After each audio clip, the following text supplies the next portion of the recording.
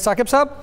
ये जो बॉयकॉट का फैसला किया गया है पीटीआई की जानिब से, इस पे एक दफ़ा आप अपनी राय ज़रूर दीजिएगा कि क्या अगर बॉयकॉट बरकरार रहता है तो ये दुरुस्त फैसला होगा, या फिर जो बैरिस्टर गौहर एंड कंपनी बात कर रहे हैं कि हमें किसी तरह से एक पॉलिटिकल मूव बनाने का मौका मिलेगा, कॉर्नर मीटिंग्स होंगी, हम लोगों को मुतहर्रिक कर पाएंगे, चलें जो भी नताइज होते हैं वो तो बाद में देखे जाएंगे। क्या ये बात उनकी दुरुस्त नज़र आती है, या खान साहब का ये मौक़िफ़ कि अगर ये सीटें हमें जो उनके मुताबिक हरवाई ही जानी है तो फिर ये एक मैसेज क्यों दिया जाए कि हम कमज़ोर हो गए? अच्छा, जिस दिन ये मैसेज बाहर आया था, मैं तो ये समझता हूँ कि इस मैसेज में भी एक कन्फ्यूजन है। वो इस तरह के उसी रोज़ को इमरान खान साहब ने वहाँ पे मौजूद मीडिया से बात की थी और उन्होंने मीडिया से बात करते हुए ये कहा था कि हमारी जो नशिस्तें जहाँ से सज़ाएँ हुई हैं वो खाली करवा के नाहलियाँ करवाई जा रही हैं, इसका फ़ायदा हमें होगा, नुकसान उन्हीं को होगा, और ये दोबारा जो है वो इलेक्शन करवा लें। तो ये बात उन्होंने मीडिया से बात की थी, लेकिन बाद में जब ये मैसेज बाहर आया, अब वो उन्होंने कम्युनिकेट किया था अपने वकील को या किस तरह, उसमें ये कहा गया कि उन्होंने ज़िमनी इलेक्शन का बाइकआउट कर दिया। तो मैं ये समझता हूँ कि अभी तक तो ये इबहाम है। मैं ज़ाती तौर पर जितना मैंने इसको देखने की कोशिश की, लेकिन पीटीआई ने क्योंकि ऑफिशियली इसको अनाउंस किया है, मेरी नज़र में पीटीआई के जो चेयरमैन या सलमान अकरम राजा या दीगर लोग हैं वो इमरान खान साहब को कायल कर लेंगे। उसकी एक वजह है, 17 जुलाई का इलेक्शन आपको याद होगा, जिसने पूरा मंजर तब्दील कर दिया था। अगरचे इस वक्त जो हुकूमत की सिचुएशन है कि अभी 8 फरवरी से 24 से 25 हुआ और अभी 1.5 साल हुआ है इस हुकूमत को, और अभी 3.5 साल रहते हैं, तो इस हुकूमत पर कोई बहुत बड़ा असर तो नहीं पड़ रहा। लेकिन एक बयानिया जो है वो उसकी जंग क्योंकि जारी रहती है हर वक्त ही, तो वो 17 जुलाई मेरे ख्याल में इमरान खान साहब को याद करवाया जाएगा कि 17 जुलाई को ज़िमनी इलेक्शंस हुए थे, और उन ज़िमनी इलेक्शंस में भी कोई हुकूमत को बड़ा डंट नहीं पड़ना था, लेकिन उस ज़िमनी इलेक्शन में जो आवाज़ थी आवाम की, उसने बहुत बड़ा डंट डाला, और फिर हुकूमत पे और हुकूमती बयानियों पे बड़े सवालिया निशान उठने शुरू हो गए। तो मेरा ये ख्याल है कि इमरान खान साहब को ये कायल भी कर लेंगे, और ये पीटीआई के लिए एक रास्ता होगा,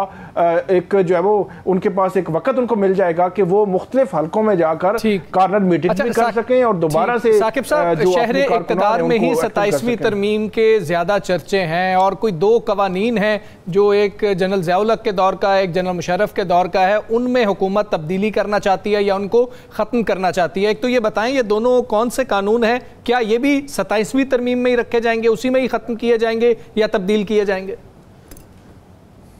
नहीं, ये दोनों कवानीन जो हैं ये उसमें नहीं है 27वीं तरमीम में, लेकिन एक आज़राए तफन्नुन में बात कर दूं। मुझे जो ये नैब की जब तरमीम हो रही थी, तो आपको पिछले दौर में पता है कि फेक अकाउंट्स के केसेस बने थे बड़े बल्क में, जिनमें अरबों के मामलात थे, और उसमें आसिफ अली जरदारी समेत जो है पीपल्स पार्टी और दीगर लोग उसमें शामिल थे। तो उस वक़्त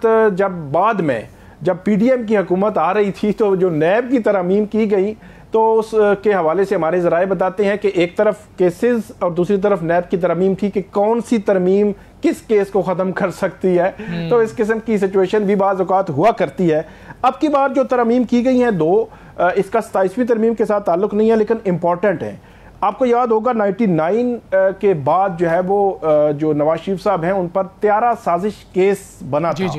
उस वक़्त जो जनरल मुशर्रफ जब आए तो उन्होंने एक जो है वो 402C ये ज़ाब्ता फ़ौजदारी की एक शिक है वो शामिल की गई थी, और उसमें ये कहा गया था कि अगर कोई हाई जैकर है वो किसी से मुलाकात करेगा या किसी से उसका ताल्लुक़ होगा तो उनको भी सज़ाए मौत होगी। तो ये उस वक़्त ये कानून साजी हुई थी जनरल मुशर्रफ के दौर में, और उसमें नवाज शरीफ साहब भी थे और दीगर लोगों को भी उसमें शामिल किया गया था, और उसकी सज़ाए मौत थी। तो उस सज़ाए मौत को अब ख़त्म कर दिया गया है, कानून साजी हो रही है, सिर्फ सदर ने अब दस्तखत करने हैं क्योंकि सेनेट और कौमी असम्बली से ये बिल पास हो चुका है, और उसकी सज़ा कन्वर्ट कर दी गई है उम्र कैद में। एक तो ये वाक़या है, और दूसरा जनरल ज़िया उनके दौर में जो जनूबी पंजाब में एक वाक़या हुआ था, एक खातून थी, उनकी जो कपड़े फाड़ने और इस तरह का एक वाक़या हुआ था, तो उसकी 354A एक शिक है ضابطہ فوجداری کی وہ شامل کی گئی تھی جس کی سزائے موت رکھی گئی تھی، اور اس کو بھی تبدیل کر دیا گیا ہے، اس کو عمر قید میں کنورٹ کر دیا گیا ہے۔ اچھا، یہ دونوں قوانین ان کے حوالے سے یہ بتایا جاتا ہے اور بہت سارے شواہد بھی موجود ہیں